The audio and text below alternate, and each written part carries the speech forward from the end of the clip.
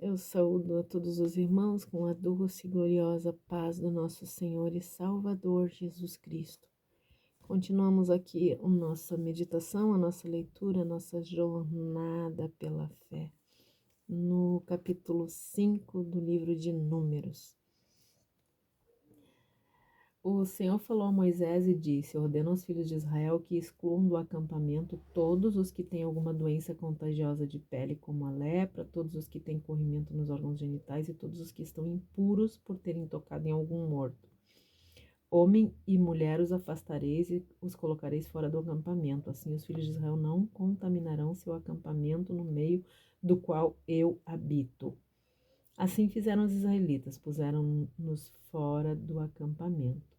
Os filhos de Israel cumpriram tudo exatamente como o Senhor havia ordenado por intermédio de Moisés. E o Senhor disse a Moisés: fala aos filhos de Israel, se um homem ou uma mulher cometer algum dos pecados pelos quais se ofende ao Senhor, essa pessoa será sumariamente considerada culpada.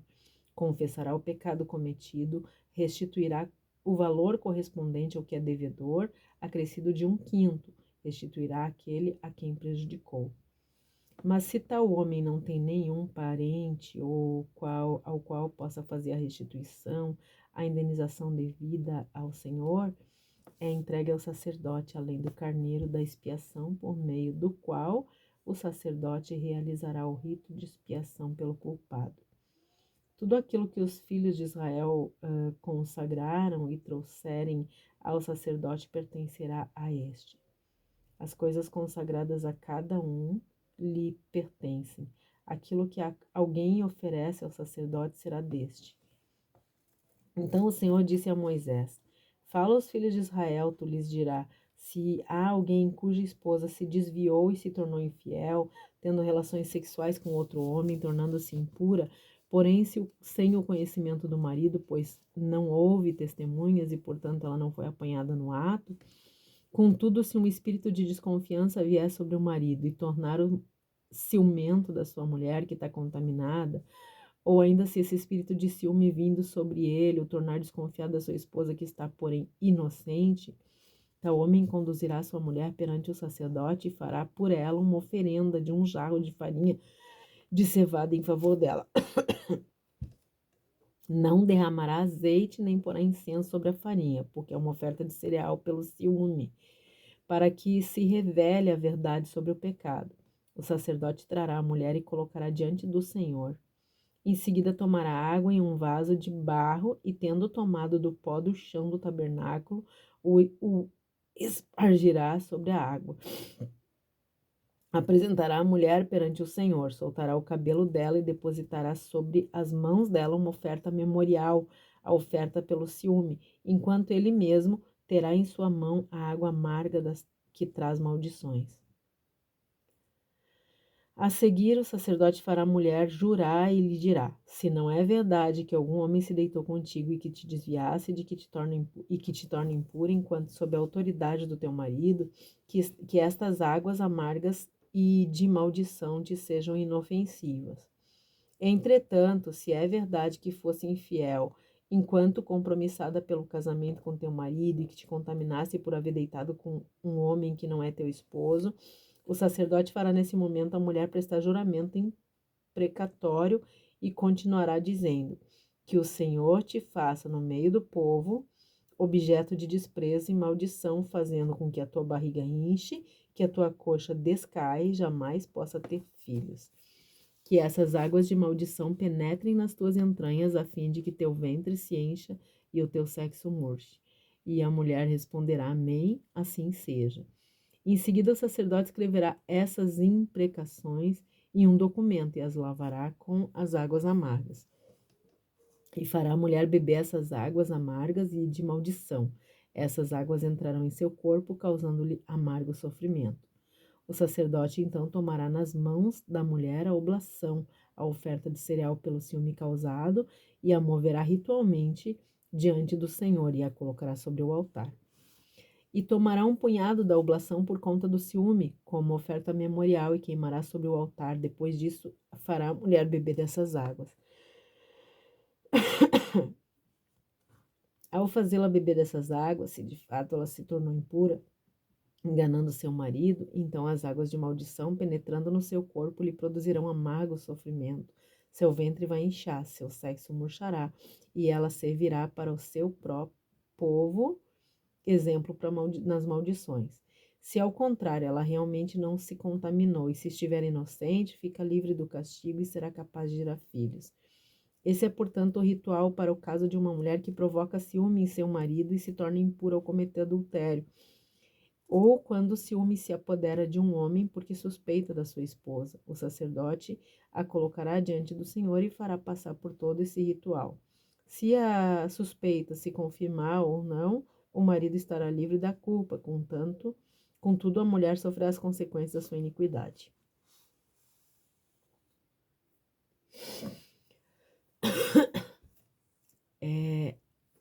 É incrível a reverência que as pessoas demonstram aos deuses falsos, mas que aparentam ser completamente permissivos.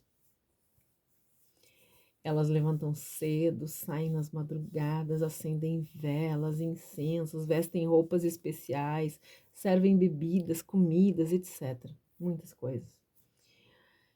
Outras pessoas andam de joelho por quilômetros e outras decoram rezas e passam horas repetindo essas rezas.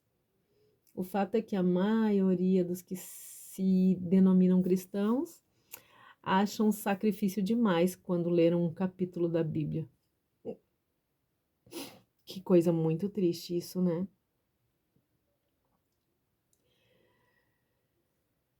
O diabo tá rodeando o mundo o tempo todo. E tem muita gente a serviço dele, muitos anjos também. Além disso, todos os humanos que dão brecha podem ser usados por ele, né? Inclusive os que se denominam crentes, mas são desobedientes a Deus. Muitos laços que o inimigo prepara para arruinar a vida dos crentes poderiam facilmente ser evitados se o coração e a mente deles não tivessem cheios de lixo espiritual preparado pelo diabo, né? Os cristãos verdadeiros já acordam buscando a face de Deus e, e seus ouvidos nunca não querem ouvir coisas que ofendem o seu Deus, o nosso Deus, né?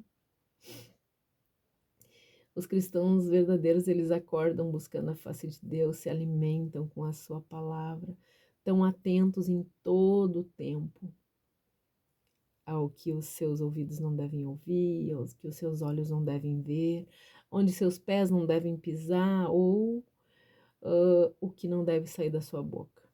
Se o coração estiver cheio da palavra de Deus, é a palavra de Deus que vai sair da boca. Deus, queridos, é um pai muito atencioso, muito zeloso. É um professor dedicado com seus alunos. O intuito, o objetivo de Deus com todas as leis e estatutos é justamente evitar o sofrimento do seu povo. Porque ele conhece o trajeto, as armadilhas, onde elas estão, e a lei inteira mostra isso, né?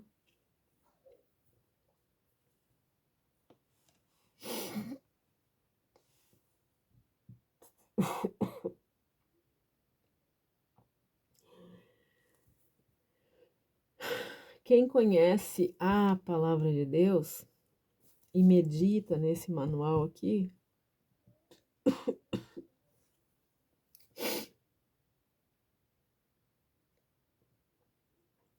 que é o manual do Criador, com certeza não vai viver caindo nas armadilhas do inimigo, né?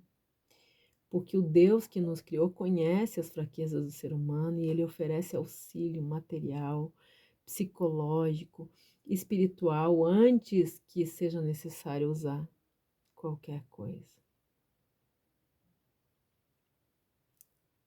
Antes de precisar usar, ele já ofereceu todos esses auxílios. Então, quem conhece a palavra de Deus não fica caindo o tempo todo, não. Não fica tropeçando em tudo que é pedra. As leis são para isso, elas são uma maleta de prevenção, justamente para isso, para evitar que seja necessário usá-las. Todo mundo sabe que é mais fácil evitar que uma criança se machuque do que ver o sofrimento dela depois. Enquanto cura as feridas depois de machucada, que dói bastante, né? Um pai e uma mãe sofrem muito enquanto vê o filho machucado, principalmente se for pela negligência deles, né? E é por causa disso que Deus prefere que seus filhos andem seguros, de mãos dadas com Ele, porque Ele sabe quanta dor eles vão sentir para que as suas feridas sejam curadas.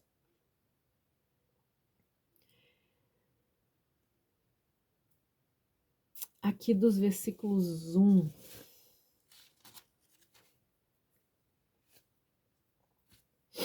até o 4, Deus manda isolar os portadores de algumas doenças, mostrando que Deus cuida da saúde física do seu povo, né? Depois, a partir do versículo 5 até o versículo 10, Deus manda restituir pelas ofensas. Não basta pedir perdão e oferecer sacrifício, mas é preciso consertar os erros e restituir o prejuízo que foi causado, né? E isso mostra Deus cuidando. Isso mostra Deus cuidando da saúde emocional do seu povo. Depois, nos versículos 11 até o último versículo, no 31. Aí tem o caso da esposa suspeita de adultério. Nisso, Deus está cuidando da saúde espiritual do seu povo. O povo de Deus ele tem que ser forte. A contaminação com doenças ela pode debilitar a caminhada na vida. E Deus também não quer que o seu povo caminhe cheio de pecados, de bagagens pesadas que vão atrapalhar a jornada. Ele quer um povo que ande na direção certa e que saiba exatamente onde está o alvo. Um casal focado em agradar a Deus não vai ter problema com ciúme, que infelizmente, queridos, o ciúme é o grande responsável pela destruição de muitos casamentos. É preciso seguir as instruções daquele que inventou o casamento. A gente já falou lá em Gênesis, e vem falando, né, que quem inventou o casamento foi Deus, ele sabe como é que a gente deve agir. Então, por isso, nós precisamos seguir as instruções deles para que o nosso casamento seja uma bênção. Ciúme pode surgir por causa de atitudes erradas, né? Pode ser que o cônjuge, seja o esposo ou a esposa, tenha atitudes erradas, atitudes que provoquem ciúme, né?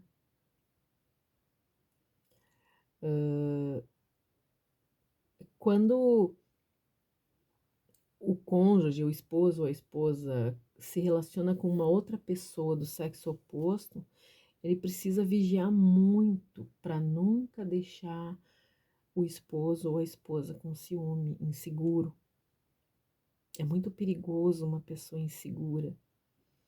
E também pode surgir da imaginação, claro, de uma mente doente, imatura, insegura, do esposo ou da esposa que vê coisas que não existem, né? Isso também causa muito sofrimento ao casal e destrói os relacionamentos. Deus é o autor do casamento, a gente já sabe. Então, ele ensina como agir quando tem uma suspeita e não se admite o erro. Aqui nesse capítulo, então, tem um teste aplicado a uma esposa que o marido desconfia da sua fidelidade. Deus prometeu agir através de rituais ali para purificar uma esposa inocente ou para identificar quando ela for culpada, né? Esse ritual, ele tem que nos ensinar que nós precisamos lidar com os nossos pecados. Deus não perdoa o pecador que esconde pecados para não sofrer as consequências. Deus perdoa o pecador que se arrepende e que busca consertar os prejuízos que causou, não se preocupando com as consequências que vai sofrer. Entenderam isso, queridos? O que Deus queria com esse ritual todo era mostrar para nós, ensinar que nós precisamos lidar com os nossos pecados, nós precisamos consertar os nossos erros, confessar e consertar, porque pecado escondido não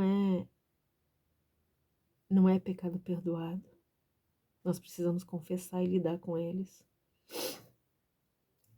Muita gente chora por medo das consequências, chora porque está sofrendo as consequências do pecado. Mas não chora porque está arrependido de verdade do pecado. São duas coisas muito diferentes. E Deus não se comove e te perdoa e me perdoa porque eu estou sofrendo por causa das consequências. Ele se comove e ele nos perdoa quando nós realmente nos arrependemos do nosso pecado, nós confessamos e nós lidamos tanto com o pecado para consertar, quanto nós lidamos com as consequências do pecado.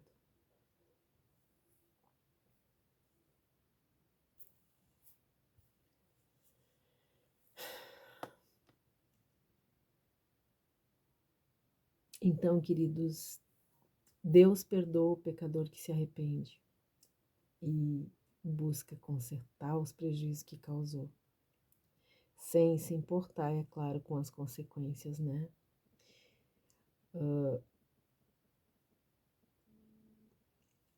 Esse capítulo aqui, ele deixa muito claro que ninguém caminha com Deus sem consertar e pagar as dívidas do passado. Deus não tem prazer em envergonhar o pecador, mas o pecador arrependido, ele se envergonha dos atos pecaminosos que praticou. E para o pecador arrependido, Deus sempre tem a solução. A prova de que Deus não quer envergonhar o pecador é que ele oferece solução para os problemas antes que eles aconteçam na vida do seu povo. E isso é graça de Deus. Quando nós conhecemos a palavra de Deus, nós recebemos graça. E com essa graça, nós recebemos poder para escolher andar com Deus ou para rejeitar essa graça e andar sozinho. Nós escolhemos receber a graça e andar com Deus até chegar em casa. Ou a gente escolhe andar sozinho até chegar diante do tribunal de Deus. Quando todos os homens que rejeitaram o favor de Deus vão ser julgados por cada uma das suas obras. E eles serão condenados junto com todo o mal que foi praticado por toda a humanidade, para toda a eternidade. Eu vou repetir essa última parte, queridos,